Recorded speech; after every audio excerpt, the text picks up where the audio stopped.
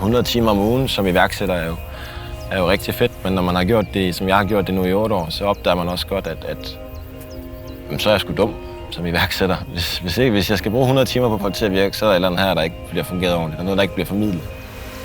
Der er en masse tabuer omkring at gå konkurs. Der er en masse tabuer omkring ikke at slå til og alt det.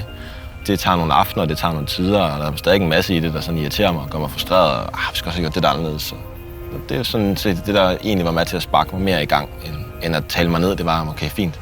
Så skal vi 5 år bruge alt det, der var bøvlet, og alt det, der ikke duede, til at gøre alt det, der duede. Og så gøre mere af det, der duede, fordi der var stor glæde omkring os. Der er stor glæde omkring det, vi gør. Jeg hedder Mikkel Hesselær, jeg er fra Vestjylland, jeg er kok, og så stiftede jeg Spis Min Gris i 2014.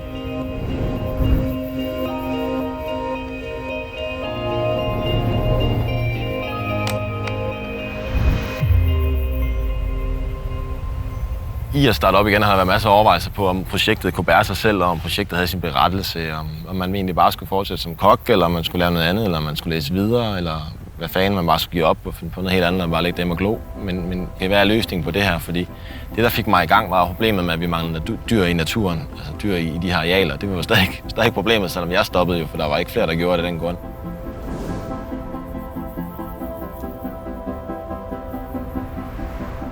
Mens jeg var kok, og mens jeg startede mit første enkeltmandsselskab, der kom ideen til at kende ophavet af ens råvarer.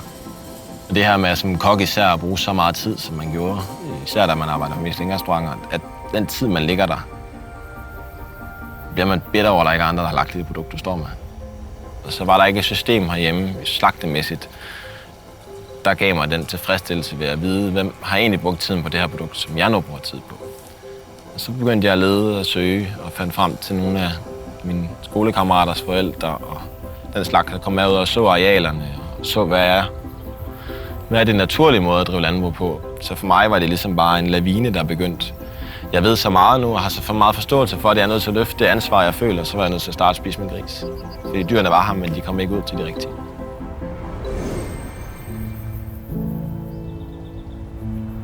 Vores værdier i Spis Min Gris går ud på, at dyrene skal leve naturlige liv. Så vi har krav, at vi minimum skal være økologisk. Alt skal slagtes på gården.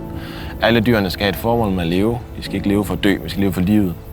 Og vi bruger udelukkende kun for mælkeproduktionen, fordi vi i Danmark har et stort behov for at drikke meget mælk. Og det gør, at handyrene, der ikke bliver til køer, skal ikke bruges.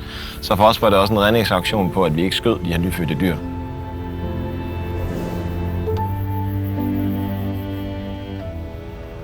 Nogle iværksættere tror jeg ikke starter med frygten for, at de skal gå galt. Man starter, fordi man ikke har frygten.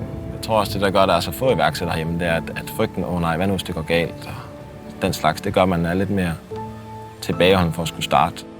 Så i forhold til det med at falde og skulle rejse op igen, så er der 2 sider af det. Den ene der er, der er skammen over, at man jo falder, fordi der er ting, der ikke virkede. Og så er der også hele problematikken i, at alle ikke er tilgodeset.